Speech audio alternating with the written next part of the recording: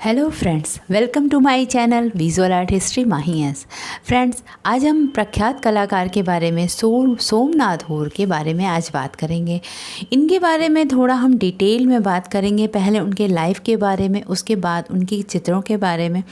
और फ्रेंड्स, मेरी इस वीडियो के जस्ट बाद एक और वीडियो अपलोड होगी जिसमें सोमनाथ होर के से ही रिलेटेड कुछ क्वेश्चन आंसर्स होंगे, जो कि आप लोग जो लोग भी यूपी टीजीटी पीजीटी या जो भी एग्ज़ाम की प्रिपरेशन कर रहे हो क्वेश्चन आंसर के लिए, वो मेरी नेक्स्ट वीडियो देख लेंगे। उसका भी डिस्क्रिप्शन बॉक्स में मैं लिंक दे दूँगी। सोमनाथ होर से ही रिलेटेड क्वेश्चन होंगे, बट ये वाला जो मेरा वीडियो होगा उनके जीवन लाइफ के बारे में होगा और उनके चित्रों का हम एनालिसिस करेंगे। सोमनाथ होर कहाँ पैदा हुए, कैसे उन्होंने कलाकृतियाँ की, कहाँ कहाँ उन्होंने पढ़ाया और क्या क्या किया, ये सारी चीज़ें हम उनकी डिटेल में यहाँ पर बात करेंगे। तो पहले स्टार्ट करते हैं सोमनाथ होर के लाइफ के बारे में। इसके बाद मेरी नेक्स्ट वीडियो ज़रूर देखिएगा। जो लोग प्रिपरेशन कर रहे हो क्वेश्चन आंसर के रिलेटेड, वो लोग मेरी वीडियो देख लेंगे। सोमनाथ होर एक बंगाली मूर्तिकार और प्रिंट मेकर थे। सबसे पहले जो सोमनाथ होर थे वो प्रिंट मेकर के रूप में काम करते थे। बाद में उन्होंने काफ़ी आगे चल के अपनी लाइफ में मूर्तियाँ बनाना शुरू किया। उनके रेखा चित्र, मूर्तियाँ और प्रिंट 20वीं शताब्दी के बंगाल के प्रमुख ऐतिहासिक संकटों और घटनाओं की प्रतिक्रिया थे, जैसे कि 1943 का बंगाल अकाल और तेभागा आंदोलन। ये सारी चीज़ें उनके चित्रों में और उनके कलाकृतियों में देखने को मिलता है। सोमनाथ होर ने लिनोकट भी किया था, लिथोग्राफी भी की थी और उन्होंने लॉस्ट वैक्स प्रोसेस से भी काम किया था। उनके जो कलाकृतियाँ हैं, कुछ कलाकृतियाँ उन्होंने पेपर को लुगदी बनाकर भी काम किया था। इस तरीके से जो सोमनाथ होर का क्रिएशन था वो बिल्कुल ही अलग था। उन्हें पद्म भूषण से भी नवाजा गया था। भारतीय नागरिक सम्मान को उन्हें प्रदान किया गया था। सोमनाथ होर का जन्म सन 1921 में चटगांव में हुआ था, जो अब बांग्लादेश में है। उनकी मृत्यु 2006 में होर की 85 वर्ष की आयु में निधन हो गया था। 85 ईयर्स के थे जब उनकी मृत्यु हुई थी। उन्हें national gallery of modern art नई दिल्ली के संग्रह में प्रमुखता दिखाई दी गई थी। उन्होंने अपने माता पिता को अपनी लाइफ में जल्द ही खो दिया था और उनके चाचा ने उनकी मदद की थी।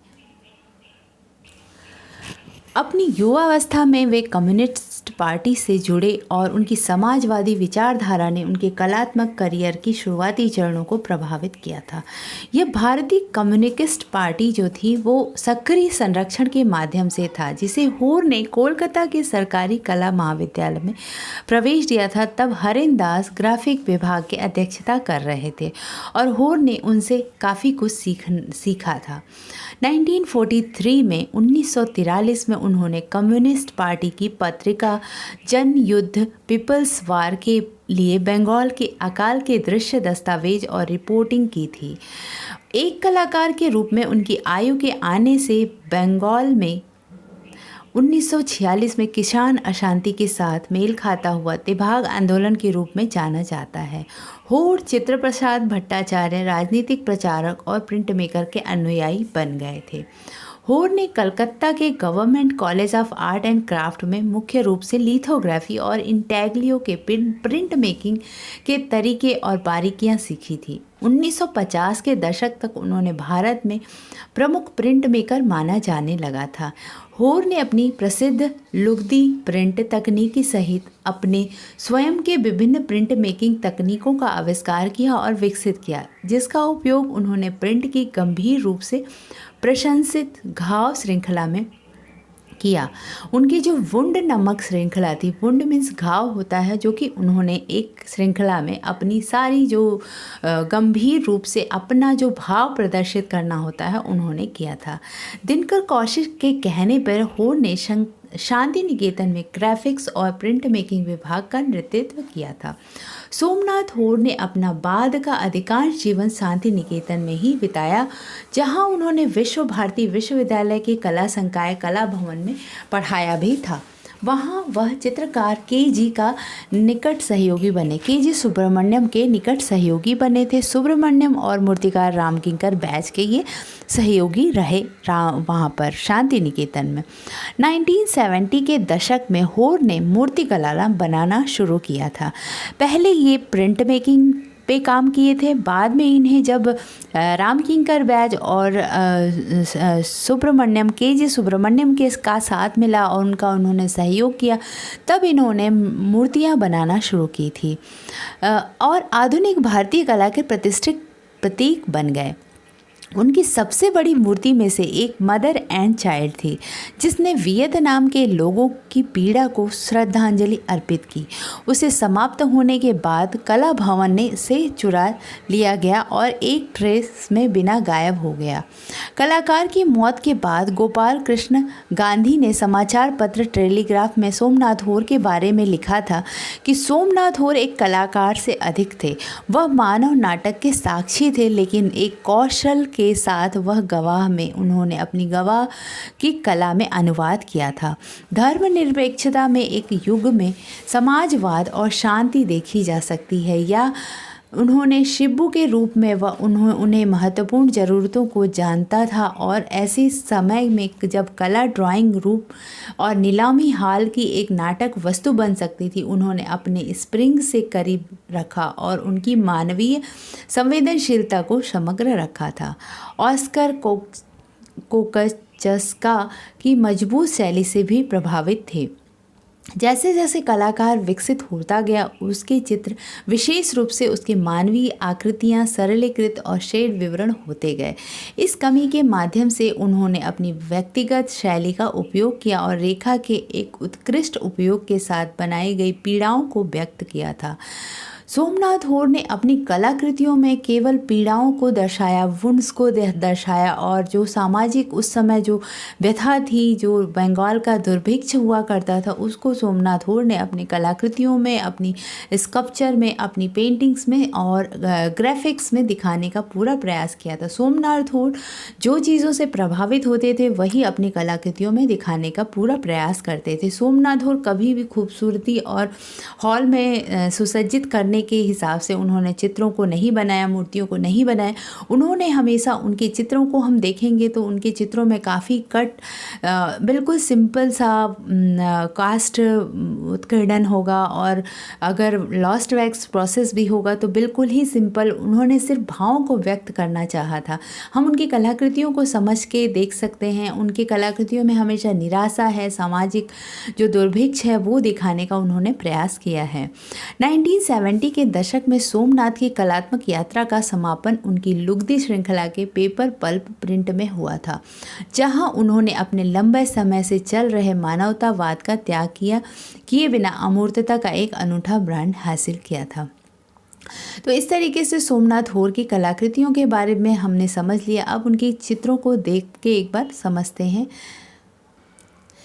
ये है सोमनाथ होर का एक चित्र, जिसमें जैसे हमने चर्चा किया था कि सोमनाथ होर कभी भी अपनी चित्रों को, अपनी मूर्तियों को इस तरीके से नहीं प्रदर्शित करते थे कि वो एक सुसज्जित होने हॉल में डेकोरेशन का सामान बने। वो हमेशा अपनी कलाकृतियों में एक वुंड्स का एहसास दिखाते थे, एक दुर्भिक्ष का, एक दुख का, दरिद्रता का एहसास दिखाते थे। उनकी कलाकृतियों में हमेशा मानव बिल्कुल स्केलेटन जैसा हुआ करता था, एक दर्द होता था। कभी कभी ऐसा भी होता था कि भूख से व्यतीत जो उन्होंने चित्र बनाया उसमें उसके स्टमक, उनके पेट का प्रदर्शन बिल्कुल खाली करके दिखाया है। इस तरीके से उनके चित्रों में हम देख सकते हैं कि ये जो चित्र बनाया था इन्होंने बिल्कुल यहाँ पे ब्लैंक कर दिया है। तो इस तरीके से इनके चित्र हमेशा ही त्रासदी और निराशा के रूप दिखाई देते थे। ये इनका एक ग्राफिक चित्र है जो कि कई कलर्स वाले हैं, जो कि आप देख सकते हो। अनटाइटल्ड 1987 ये वाटर कलर से उन्होंने चित्र किया है। इनकी कलाकृतियों में रामकिंकर बैच का भी वाटर कलर का इफ़ेक्ट हम देख सकते हैं। रामकिंकर बैच के भी कलाकृतियों में इसी तरीके से वाटर कलर का इफ़ेक्ट हुआ करता था। ये है उनकी एक स्केच ड्राइंग जो कि अनटाइटल्ड है, 1978 में उन्होंने बनाई थी।